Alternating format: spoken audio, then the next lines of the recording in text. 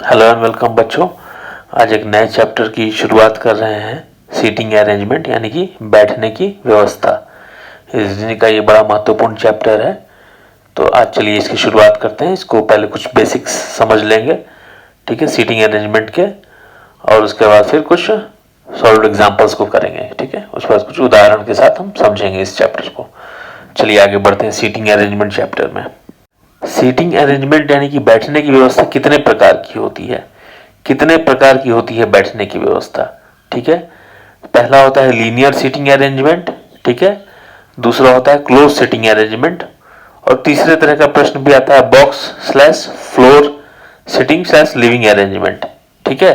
तो मैं क्या होता है लीनियर सीटिंग अरेंजमेंट थोड़ा ब्रीफ में बता दूं, तीनों के बारे में थोड़ा ब्रीफ में मैं बता देता हूं आप लोगों को। लीनियर मतलब कि लाइन बनी रहेगी ऐसे, एक रो में एक लाइन में लोग बैठे हुए हैं, यहाँ यहाँ यहाँ यहाँ यहाँ ऐसे करके लोग बैठे हुए हैं, ठीक है। या दो रो में लोग बैठे हुए हैं आमने सामने, ठीक है। इसको बोलते हैं लीनियर सीटिंग अरेंजमेंट, ठीक है। एक रो में यानी कि एक पंक्ति में लोग बैठे हुए हैं, एक लाइन में लोग बैठे हुए हैं, इसको कहते हैं लीनियर सीटिंग अरेंजमेंट, ठीक है। ये हो गया linear seating arrangement. Close seating arrangement क्या होता है? क्लोज सीटिंग अरेंजमेंट क्या होता है? किसी क्लोज्ड फिगर में लोग बैठे हैं, जैसे कि एक त्रिभुज है, एक त्रिभुज है, ठीक है। त्रिभुज में लोग बैठे हुए हैं, यहाँ बैठे हैं, यहाँ बैठे हैं, यहाँ बैठे हैं, या यहाँ बैठे हैं, यहाँ बैठे हैं और यहाँ बैठे हैं। त्रिभुज यानी कि ट्रायंगल में लोग बैठे हुए हैं, या सर्कल में लोग बैठे हुए हैं, सर्कल में यहाँ बैठे हैं, यहाँ बैठे हैं, यहाँ बैठे हैं, यहाँ बैठे हैं, इस तरह से लोग बैठे हुए हैं सर्कल में, या स्क्वायर में बैठे हुए हैं, ठीक है। ये हो गया close sitting arrangement, closed sitting arrangement, ठीक है। चलिए box slash floor sitting arrangement क्या होता है? फ्लोर तीसरा नंबर, ये तीसरा नंबर क्या होता है? एक के ऊपर एक लोग बैठे हुए हैं, पहले फ्लोर में है ये, उसके नीचे ये, उसके नीचे ये, ठीक है। ये ग्राउंड फ्लोर है, सबसे निचला तल है ये, ठीक है। ये प्रथम तल है, फर्स्ट फ्लोर है, प्रथम तल है, या दूसरा तल है ये, ठीक है। सेकंड फ्लोर है ये, दूसरा तल है। ऐसे लोग बैठे हुए हैं, या बॉक्स एक के ऊपर एक रखा हुआ है, बॉक्स एक के ऊपर एक रखा हुआ है, इसको बोलते हैं box slash floor sitting arrangement, ठीक है। तो तीनों के बारे में हम एग्जाम्पल के साथ समझेंगे, उससे पहले कुछ और बेसिक्स समझ लें हम, ठीक है। तो चलिए आगे बढ़ते हैं। राइट मतलब दाएं, दाएं मतलब सबको पता है क्या है। अगर कोई बोले कि ए का दाएं क्या है, ए का दाएं क्या है, तो क्या होगा? ए का राइट क्या है? ए का राइट क्या है? ए के राइट में क्या क्या है? तो बी है, बी है, सी है, डी है, ई है। ए के दाएं में यही सब है, बी है, सी है, डी है, ई है, ए के दाएं में, ठीक है। अब कोई मुझे बोले कि ई के बाएं में क्या है, ई के बाएं में क्या है, तो ई के बाएं में डी है, सी है, बी है, ए है। तो ये राइट का कॉन्सेप्ट समझ गए और ये लेफ्ट का कॉन्सेप्ट समझ गए, ठीक है। राइट मतलब ए के दाएं में या बी के दाएं में, ए के दाएं में बी है, सी है, डी है और ई है, और बी के दाएं में सी है, डी है और ई है, सी के दाएं में डी है और ई है, डी के दाएं में ई है, ठीक है। ई के दाएं कुछ भी नहीं है, ई के दाएं कुछ भी नहीं है। अब हम बाएं की बात करेंगे। ई के बाएं में डी है, सी है, बी है, ए है। डी के बाएं में सी है, बी है, ए है, ठीक है। सी के बाएं में बी है, ए है, बी के बाएं में ए है, ए के बाएं में कुछ भी नहीं है, ठीक है। तो दाएं और बाएं का मतलब समझ गए। चलिए इमीडिएट नेबर मतलब निकटतम पड़ोसी, निकटतम पड़ोसी में कौन कौन होगा? ए का निकटतम पड़ोसी कौन है? बी है। बी का निकटतम पड़ोसी दो हैं, ए है और सी है, ठीक है। सी के निकटतम पड़ोसी दो हैं, बी है और डी है, ठीक है। डी के निकटतम पड़ोसी कौन है? इमीडिएट नेबर्स कौन है? सी है और ई है, ठीक है। चलिए इमीडिएट नेक्स्ट, इमीडिएट नेक्स्ट मतलब निकटतम अगला, निकटतम अगला, इसको मैं लिख देता हूं निकटतम अगला, ठीक है। निकटतम अगला इमीडिएट नेक्स्ट, इसका क्या मतलब हुआ? ए के निकटतम अगला कौन है, बी है। बी के इमीडिएट नेक्स्ट कौन है, ए है और सी है, ठीक है। सी के इमीडिएट नेक्स्ट कौन है, बी है और डी है। डी के इमीडिएट नेक्स्ट निकटतम अगला कौन है, सी है और ई है। तो निकटतम अगला कुछ भी नहीं होता है, बस निकटतम नेबर, ये दोनों एक ही बात है। निकटतम नेबर और निकटतम अगला बिल्कुल एक ही बात है, ठीक है। इमीडिएट नेबर और इमीडिएट नेक्स्ट दोनों एक ही बात है, ठीक है। चलिए, इमीडिएट राइट क्या होता है, यानी निकटतम दाएं क्या है। ए के निकटतम दाएं क्या है, बी है। ए के निकटतम दाएं बी है, ठीक है। बी के निकटतम दाएं कौन है, सी है, ठीक है। सी के बी के दाएं, देखिए बी के दाएं सी भी है, डी भी है, ई भी है, लेकिन निकटतम दाएं कौन है बी के, सी है, ठीक है। सी के दाएं डी भी है, ई भी है, लेकिन सी के निकटतम दाएं कौन है, डी है, ई नहीं है, ठीक है। डी के निकटतम दाएं ई है। चलिए, इमीडिएट लेफ्ट यानी कि निकटतम बाएं, ठीक है। ए के निकटतम बाएं कोई नहीं है, ठीक है। बी के निकटतम बाएं ए है। सी के निकटतम बाएं बी है। सी के बाएं ए बी भी है और ए भी है, लेकिन निकटतम बाएं कौन है, बी है। डी के बाएं सी भी है, बी है और ए है, लेकिन सी के निकटतम बाएं कौन है, सी है। ई के बाएं डी भी है, सी भी है, बी भी है, ए भी है, लेकिन ई के निकटतम बाएं यानी कि इमीडिएट लेफ्ट में डी है, ठीक है। चलिए अब आगे बढ़ते हैं। एनथ टू द राइट यानी कि दाएं से एनथ। एनथ कुछ भी हो सकता है, एन कुछ भी हो सकता है। एन का वैल्यू, एन एक वेरिएबल है, एन का वैल्यू 1 2 3 4 5 कुछ भी हो सकता है, ठीक है। हमें नहीं पता रहता है, ठीक है। एन एक वेरिएबल है, इसका वैल्यू कुछ भी हो सकता है, 1 2 3 4 5 कुछ भी हो सकता है, ठीक है। एनथ टू द राइट अगर बोला जाएगा तो मान लीजिए अगर बोला जा रहा है कि ए से थर्ड राइट कौन है। अगर मान लीजिए मैं आपसे बोलूं ए से तीसरा दाएं यानी थर्ड राइट कौन है, थर्ड, ए से तीसरा दाएं यानी third right to the A. तो ए से थर्ड राइट कौन होगा, 1 2 3। ए से थर्ड राइट होगा 1 2 3। ए से थर्ड राइट होगा डी। ए से थर्ड राइट होगा डी। तो ए से जो थर्ड राइट डी है, तो ए और डी के बीच में कितने लोग हैं, बी है और सी है। ए का थर्ड राइट डी है, तो ए और डी के बीच में कितने लोग हैं, बी है और सी है, ठीक है। तो थर्ड राइट होने पे 2 लोग हैं बीच में, तो 3 -1 2 लोग हैं। 3 -1 2 लोग हैं। थर्ड राइट बोला जा रहा है, तीसरा दाएं बोला जा रहा है, इसका मतलब कि 2 लोग हैं, ठीक है। तो nth टू द राइट बोला जाएगा तो n-1 लोग होंगे बीच में, n-1 लोग होंगे बीच में, n-1 लोग होंगे बीच में। अगर बोला जाएगा चौथा राइट है, जैसे ए से चौथा राइट है ई, 1 2 3 4। ए से चौथा राइट है ई, तो कितने लोग बीच में हैं, 4 -1 3, 1 2 3, 3 लोग बीच में हैं, ठीक है। अब जैसे ई से बोला जा रहा है nth टू द लेफ्ट, ई से मान लीजिए बोला जा रहा है फोर्थ लेफ्ट, 1 2 3 4। ई से फोर्थ लेफ्ट पे ए है, ठीक है। Fourth left from E, fourth left from E. तो ई से फोर्थ लेफ्ट है 1 2 3 4, ए है, ठीक है। तो कितने लोग हैं ए और ई के बीच में, 3 लोग हैं, बी सी डी। 3 लोग हैं ए और ई के बीच में, बी सी डी। 3 लोग हैं ए और ई के बीच में। तो फोर्थ लेफ्ट के केस में 3 लोग हैं, यानी कि n-1 यानी कि 4 -1 3 लोग हैं, ठीक है। तो nth जब भी बोला जाए बच्चों, nth जब भी बोला जाए तो n-1 लोग होते हैं बीच में, ठीक है। फोर्थ राइट बोला जाए तो 3 लोग हैं बीच में। फिफ्थ लेफ्ट बोला जाए तो 4 लोग हैं बीच में। सिक्स्थ लेफ्ट बोला जाए तो 5 लोग हैं बीच में। फिफ्थ राइट बोला जाए तो 4 लोग हैं बीच में, ठीक है। ऑपोजिट टू ईच अदर, ठीक है। ये मैंने 2 रो बना दिया है, पहला रो ये है, दूसरा रो ये है। पहली पंक्ति ये है रो 1 और दूसरी पंक्ति रो 2 ये है, ठीक है। ये मैंने 2 पंक्तियां बना दी हैं, रो 1 और रो 2, 2 पंक्तियां मैंने बना दी हैं यहाँ पे। पहली पंक्ति ये है, दूसरी पंक्ति ये है, ठीक है। तो ऑपोजिट टू ईच अदर का क्या मतलब है, कि ए अपोजिट है जी के, बी अपोजिट है एच के, सी अपोजिट है आई के, डी अपोजिट है जे के, ई अपोजिट है के।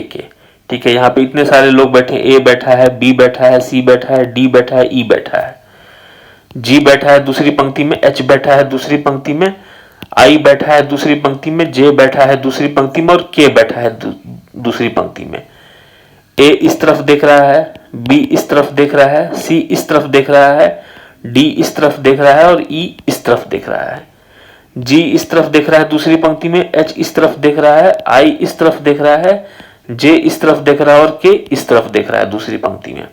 ठीक है, तो ए अपोजिट है जी के, बी अपोजिट है एच के, सी अपोजिट है आई के, डी अपोजिट है जे के, ई अपोजिट है के। ठीक है, ये सारे एक दूसरे के विपरीत हैं, ये सारे एक दूसरे के विपरीत हैं। ठीक है, तो इसको हम लोग बोलते हैं अपोजिट टू ईच अदर, एक दूसरे के विपरीत। फेसिंग ईच अदर कौन होगा, एक दूसरे के सामने चेहरा कौन किए हुए है, तो इसको देख लेते हैं। ए का चेहरा इधर है, जी का चेहरा इधर है, तो ये दोनों एक दूसरे की तरफ चेहरा किए हुए हैं। बी का चेहरा इधर है, एच का चेहरा इधर है, तो ये दोनों एक दूसरे की तरफ चेहरा किए हुए हैं। सी का चेहरा इधर है, आई का चेहरा इधर है, तो इनका चेहरा ऑपोजिट डायरेक्शन में है, विपरीत दिशा में है इनका चेहरा। ये दोनों एक दूसरे की तरफ चेहरा नहीं किए हुए हैं, दोनों में झगड़ा हो गया है, दोनों एक दूसरे की तरफ चेहरा नहीं किए हुए हैं। डी का चेहरा इधर है, जे का भी चेहरा इधर है। ठीक है, लेकिन डी का चेहरा इधर है और जे का चेहरा इधर है, तो ये दोनों भी एक दूसरे की तरफ चेहरा नहीं किए हुए हैं, क्योंकि ये इधर दिख रहा है और ये भी इधर दिख रहा है, लेकिन दोनों एक दूसरे की तरफ तो नहीं देख रहे हैं ना, दोनों एक दूसरे की तरफ नहीं देख रहे हैं। ये इधर देख रहा है, एक ही दिशा में दोनों देख रहे हैं, लेकिन एक दूसरे की तरफ दोनों नहीं देख रहे हैं। डी भी इधर देख रहा है, जे भी इधर देख रहा है, लेकिन दोनों एक दूसरे की तरफ नहीं देख रहे हैं, इसीलिए दोनों एक दूसरे के चेहरे के सामने नहीं देख रहे हैं, तो इस कैटेगरी में नहीं आएंगे। ई भी इधर देख रहा है, जे भी इधर देख रहा है, दोनों एक ही दिशा में देख रहे हैं, दोनों इस दिशा में देख रहे हैं, लेकिन दोनों एक दूसरे की तरफ नहीं देख रहे हैं, दोनों एक दूसरे की तरफ नहीं देख रहे हैं, दोनों एक ही दिशा में देख रहे हैं, लेकिन एक दूसरे की तरफ दोनों नहीं देख रहे हैं। फेसिंग ईच अदर किसको बोलते हैं, फेसिंग ईच अदर इसको बोलते हैं। ठीक है, दोनों एक दूसरे की तरफ देख रहे हैं, फेसिंग ईच अदर इसको बोलते हैं। ठीक है, दोनों एक दूसरे के चेहरे को देख रहे हैं। तो बच्चों, मैंने कुछ बेसिक्स कॉन्सेप्ट्स आपको समझा दिया है सीटिंग अरेंजमेंट का। एक दो प्रश्न आज करेंगे और फिर अगले क्लास में और ज्यादा प्रश्न करेंगे हम।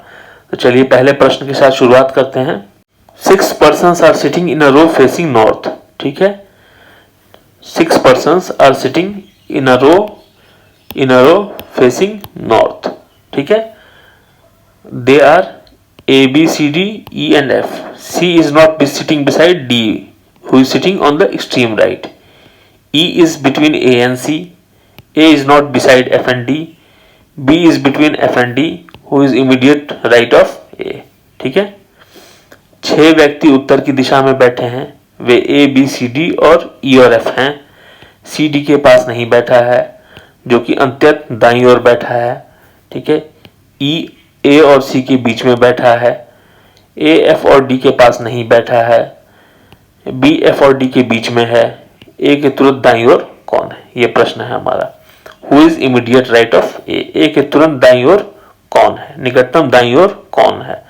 ठीक है, ये ऑप्शंस है हमारे और हमें इस प्रश्न को सॉल्व करना है। तो चलिए सॉल्व करके देखते हैं।